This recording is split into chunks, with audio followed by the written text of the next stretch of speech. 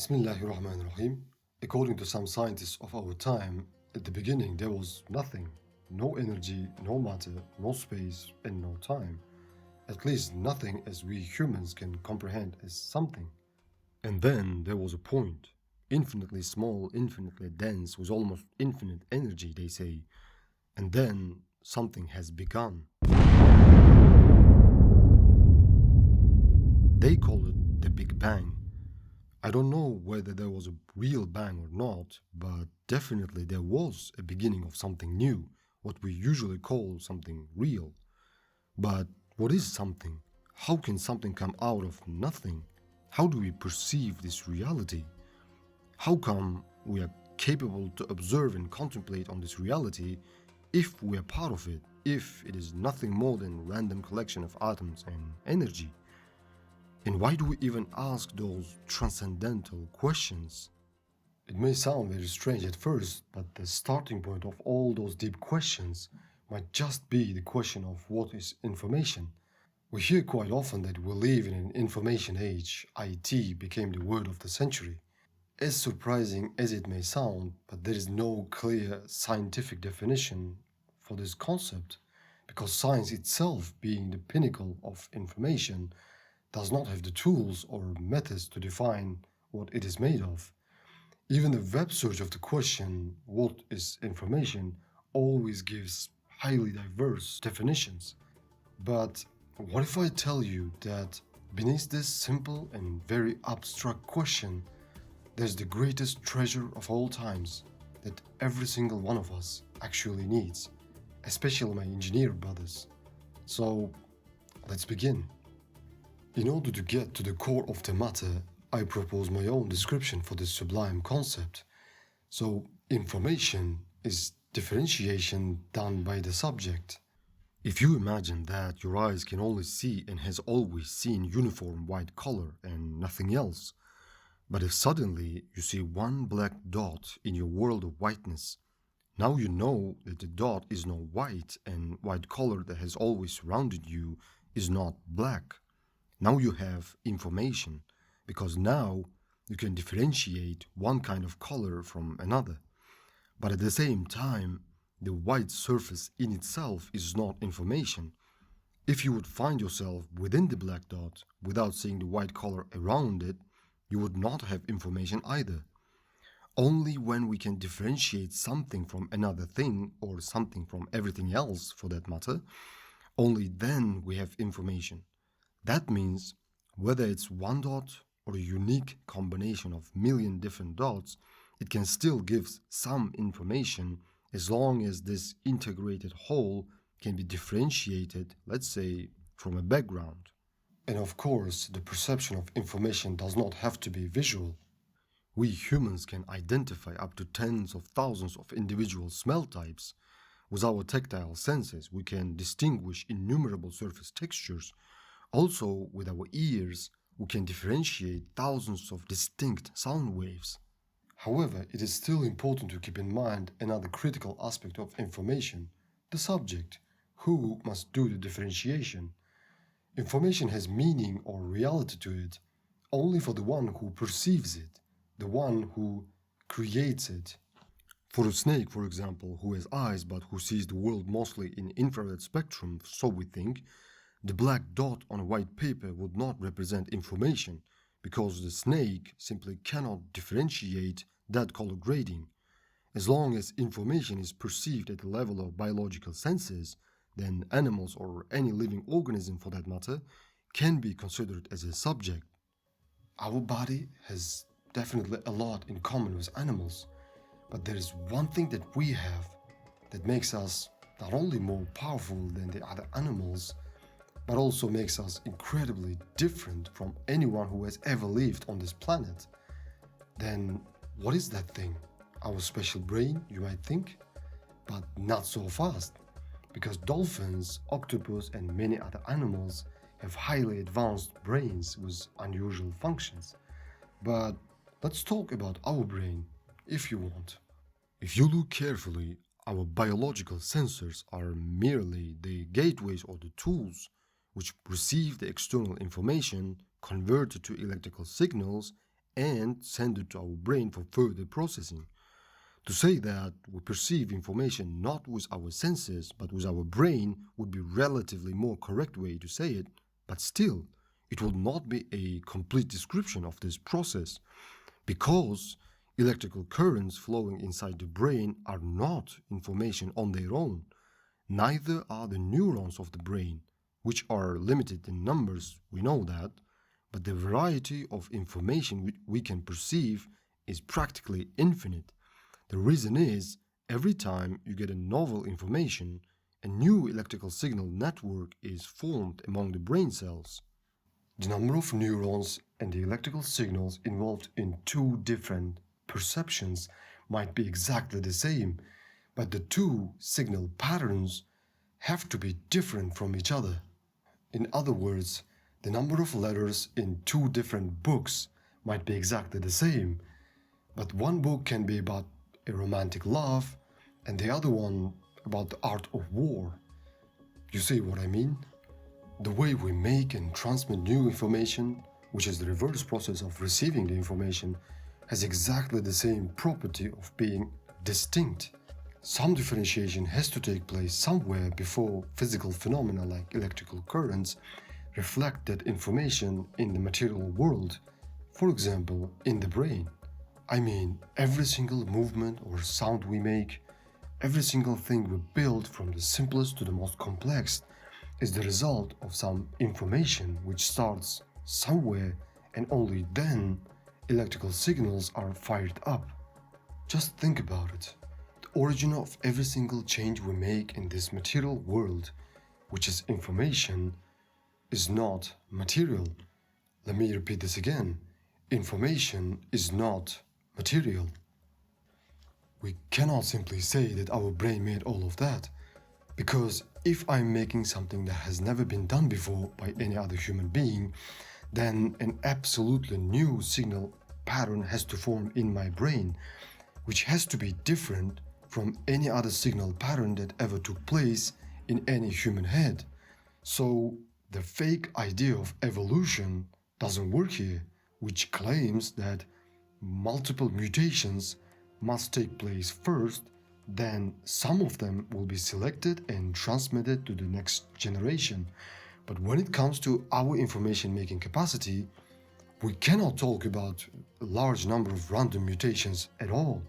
Even if you go deeper than biology to physics, the new electrical signal in the brain cannot be the result of random thermodynamic process leaning towards entropy. It is highly specific and ordered phenomenon.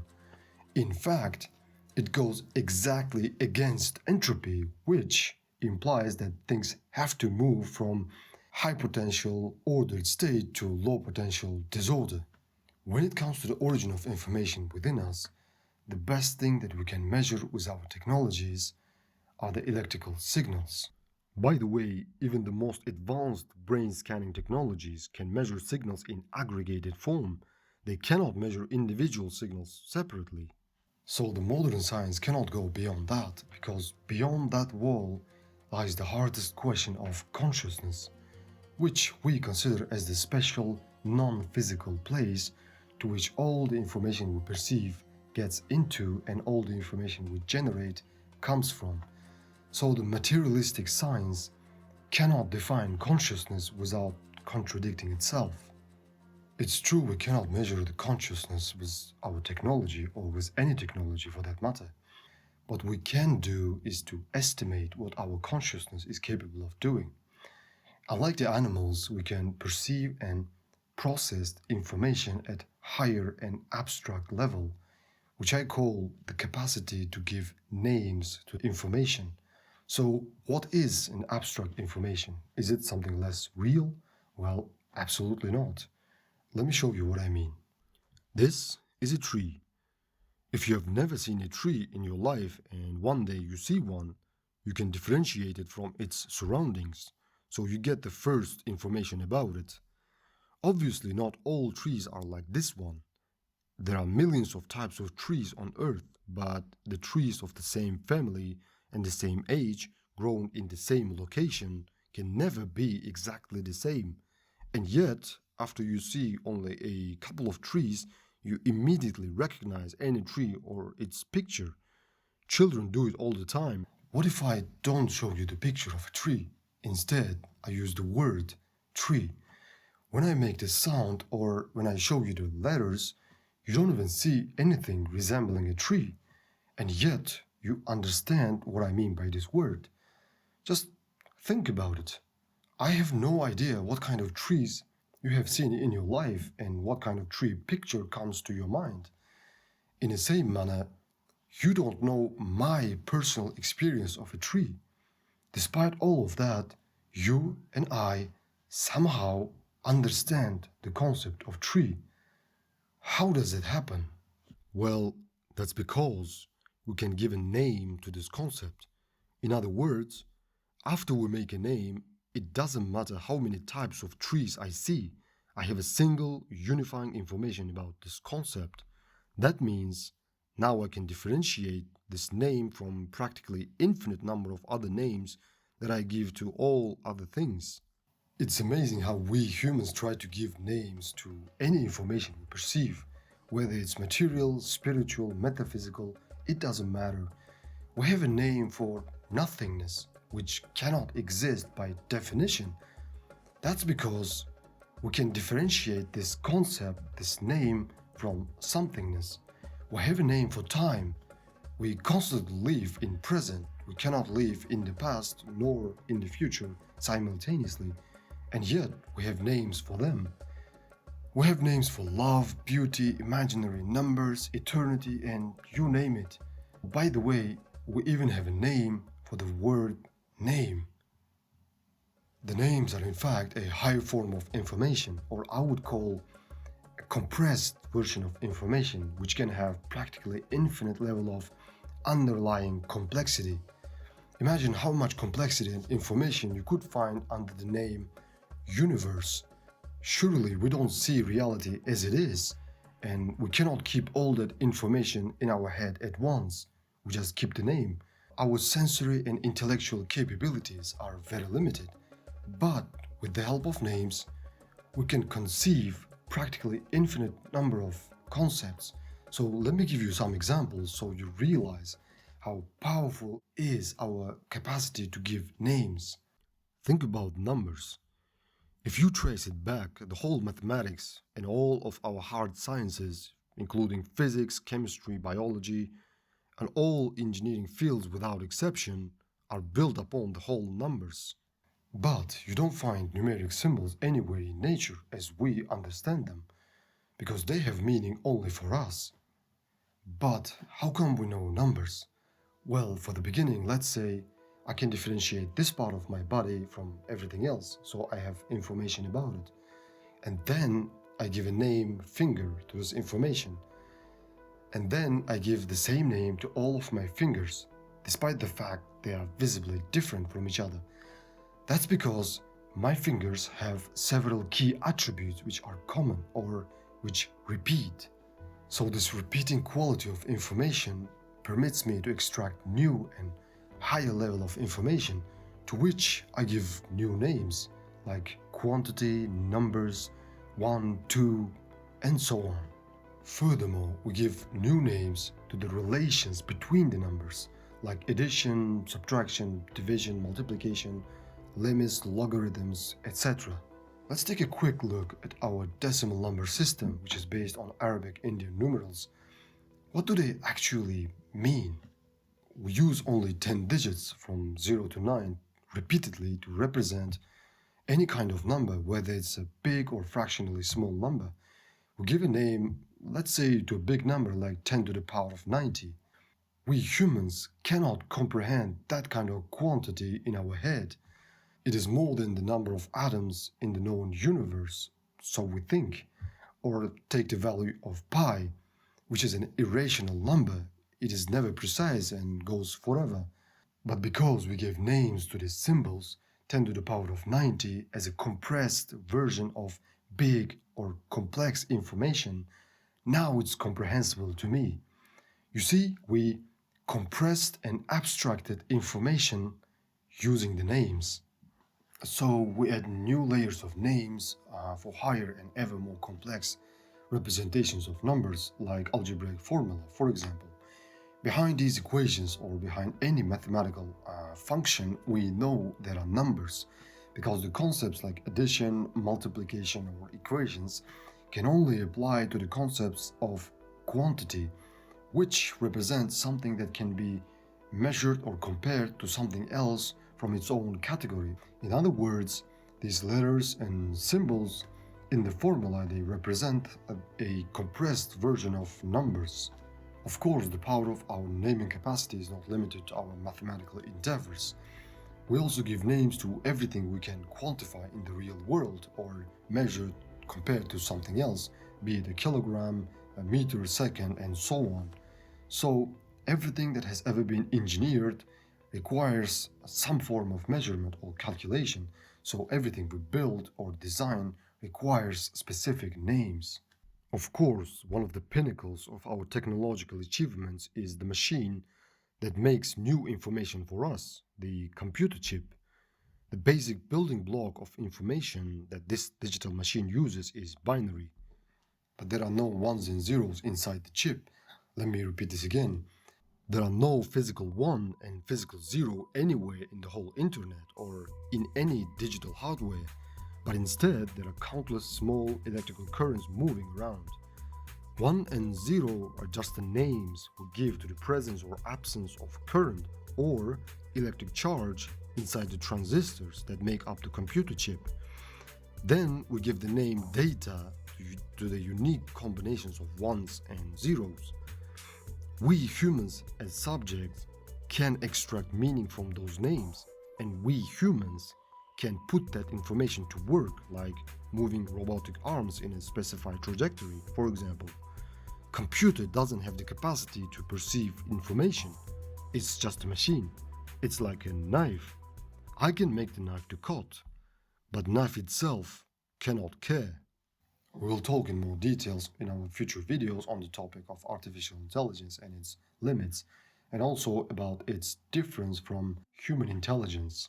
So, the importance of a subject for understanding the concept of information will be more apparent by another example, that the screen through which you are watching this video is made up of millions of tiny light emitting diodes, or LEDs, which turn on and off depending on the electrical signals controlling them. So, different color grades generated by those LEDs represent information for you and not for the computer. When we talk about the role of the conscious subject regarding information, of course we cannot go without mentioning our language, which is the ultimate place of names and which, in its grasp, can go infinitely beyond the information level of the physical world.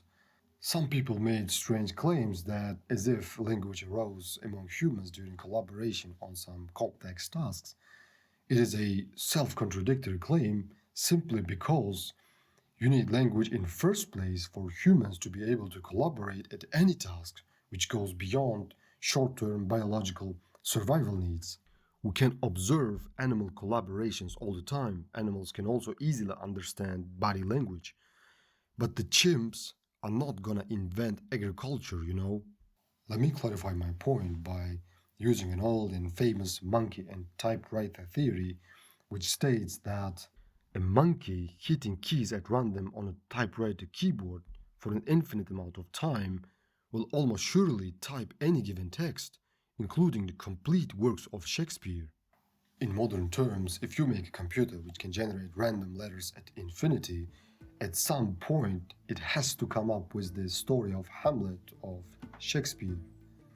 This presumably logical theory simply crumbles as soon as you get to the core of the argument. First of all, because that theoretical monkey on his own would not be able to make Hamlet, which we know is definitely more than just a specific combination of letters.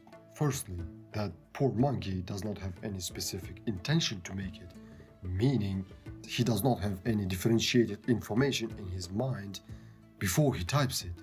Secondly, he does not recognize what he types because he cannot differentiate his own actions. And thirdly, monkey does not have the consciousness to get the meaning emotions, and the spiritual message of the book. So you would necessarily need external conscious subject to recognize or to create Hamlet, someone who can understand language and someone who knows the names. By the way, for my engineering brothers, I didn't even mention the information embedded within that typewriter itself, which we will discuss in our future videos. But if you analyze deeper this monkey and typewriter theory, it boils down to the concepts of information or order emerging from randomness. It's like random stuff, random chance can give rise to the universe, random stuff can give rise to the life itself, random stuff can give rise to the language, to consciousness, to everything. So we will try to break down every single one of those one by one, including in our future videos. But because in this video we are mostly concentrating on the concepts of information and names, and since this YouTube channel is mostly dedicated to our beloved engineers, I will have to mention one more incredible side to our naming capacity in relation to the physical world, which is our pattern recognition capability. I would say the pattern recognition is like much more advanced version of our capacity to make numbers. So if numbers are like repeating attributes of simple information, then patterns will be like repetitions or regularities of complex information. In other words, pattern is a common quality of information that is difficult to quantify. Not impossible, but it can be extremely difficult and takes great effort. Our pattern recognition can range from a simple act of identifying geometric patterns like symmetries, repeating ratios, to the most complex patterns that we like to call the laws of physics. Those complex patterns can be extended or even separated in time and space and can be extremely difficult to visualize. And yet, we humans can extract this deep information and give it names like fundamental constants of nature and so on. And personally, for me, the most amazing pattern that we can recognize is the perception of time.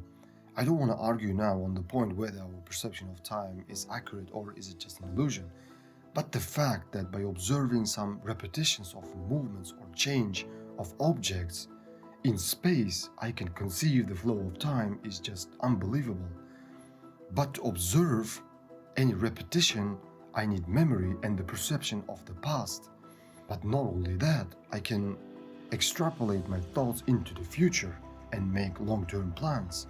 But even more than that, I can even think about my whole life and my expected death. You see, all the animals, including children who have not reached their full self-conscious level of development, they all live in present. They don't care about the past nor about the future. Of course, they can remember a lot of things and skills needed for survival, and also they have to process a lot of information at a very fast pace. But do not confuse memory with the perception of time, because what animals constantly care about is what they feel now, what they can do now. They don't know how they got the skills they have. They don't think nor plan about acquiring new skills. They are just eternally in the moment. They are in completely instinctive and reactionary mode. On the other hand, our becoming conscious means our ability to mentally separate ourselves both from time and from space. My point is, with our consciousness and our naming capacity, we can even differentiate ourselves from the same reality we live in. Being inside this three-dimensional space and constantly living in present, we can look at space and time as an observer, as an outsider. And I think the highest form of our pattern recognition is our capacity to identify information that can only be the result of another intelligent and conscious being. If you find a smartphone in the middle of the desert, you know it cannot be the result of natural processes. You know there must have been an intelligent and conscious agent behind the making of that smartphone. Even if you take the scientific approach to identify whether something is right or wrong, you have to look at the evidence to empirical data. So from our empirical data or from our own human experience, We know that the origin of information has to come from a conscious being. We know that information or order and low entropy cannot come from randomness, and we have already identified that information represents some phenomenon that goes exactly against entropy. We will look into the concept of entropy in our future videos, inshallah. So when we explore the universe, we come across innumerable examples of information being embedded into the structure of reality, which simply cannot be the result of randomness or statistical chance. For the universe to be as we know it, all the fundamental forces have to be in extremely precise proportions. In other words, they had to be fine-tuned to an unbelievable scale right from the beginning, from the Big Bang. If even one force will be slightly different, let alone life, which would not be possible, but even the stable atom may not have formed. So, the fine-tuning of the universe is one of the best examples of a precise information laying at the foundation of our reality. But the greatest of all examples of information found in the universe is life. As we explore the living organisms deeper, we find that extremely complex and yet finely synchronized information flow is embedded in them, and in most cases quite literally in the form of DNA or RNA. Life in any form is an absolutely undeniable process that clearly goes against entropy, against thermodynamic equilibrium. In other words, there is no way it can just be the result of statistical chance.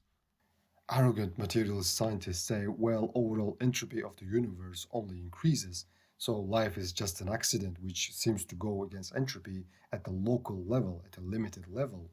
First of all, they never mention how the universe itself started from extremely low entropic state. And secondly, they never mention how inanimate material objects suddenly became alive, how life itself started. And thirdly, whether life goes against entropy at a local level or not, it is here. So denying it is simply a cop-out from looking at the fact that is right on your face. To say life is an accident will be the same as saying slow erosion of mountains by ultraviolet light and atmospheric winds can arrange the atoms in a way that will make not only a silicon chip, but they would also make the computer and the factories and the equipment that made that computer and the chip. And yet, we know even the simplest living organisms, bacteria, are far more complex than the most powerful computers we made. The computers cannot self-replicate. I'm not even talking about energy efficiency of bacteria compared to our computers. So only when a living organism dies, then we observe entropy. Then we observe the tendency towards thermodynamic equilibrium. In no way I could exhaust all the examples of the amazing forms of information embedded in our universe and our capacity to recognize them. So I just limit myself by highlighting the fact that only if you choose to see, then there is more than sufficient evidence in this extremely complex and yet amazingly harmonious world that there has to be a conscious creator of all those things who must have infinite knowledge and wisdom. And the greatest name of that creator is Allah. Since we are talking about information in as broad as context as we can, we have to mention at least one aspect of the last revelation, the glorious Quran, which is the greatest of all information that has ever been gifted by Allah to us, to the children of Adam alayhi salam. And Quran has several names, one of which is Al-Furqan. The word Furqan comes from the Arabic root word made up of the letters Fa, Ra, Qaf. The meaning of all the words made using these three letters, like Furqan, Faruq, Farqun, etc., is always related to the meanings of the root word, the translations of which include to separate, distinguish, divide, split, decide, etc. For example, the word farqun is an act of distinction or separating, or the word faraqa is to make a division or distinction. So, Quran's another name, Al-Furqan, also has several related meanings, including criterion of right or wrong, anything that makes a separation or distinction between truth and falsity. If you still remember our description of information, which is differentiation, then you see where I'm coming from. But a closer look at the meanings of the word al-Furqan reveals that the word Furqan goes beyond simple act of distinction and includes the meanings like evidence, proof, demonstration, aid, victory, and even dawn. The act of distinction made by a conscious subject on its own is a neutral act, so it doesn't have any benefit nor harm unless this differentiation reveals true evidence and brings the subject closer to truth. So if the human chooses truth over falsehood, then the meanings of Furqan like aid, victory, and dawn become a reality.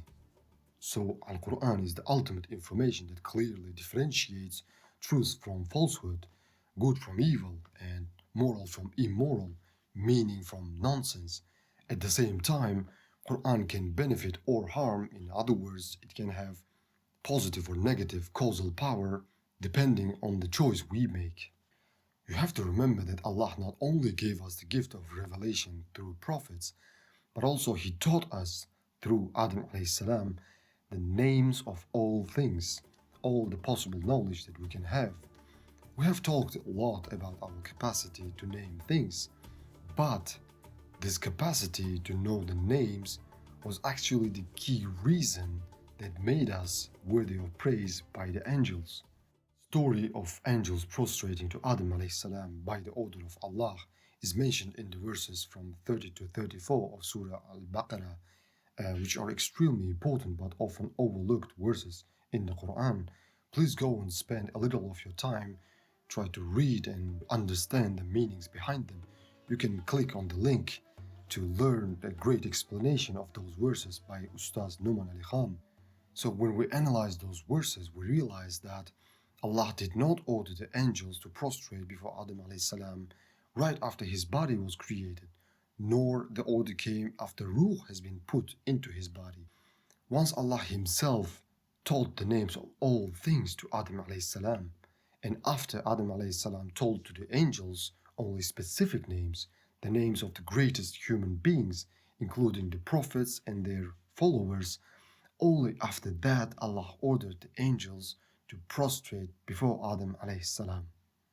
Being so insignificant in the face of the magnitude of this universe we're living in, we can be stranger to it. With our mental and emotional abilities, we can go infinitely beyond the capacities of our own body. We can differentiate ourselves and the universe from the one who created us and the universe. With the power to differentiate, we can bear witness that neither this magnificent universe nor anything or anyone is really worthy of worship except Allah. Perhaps we have been created to be different and to differentiate, and perhaps we are the best dot in this reality. Assalamu alaikum.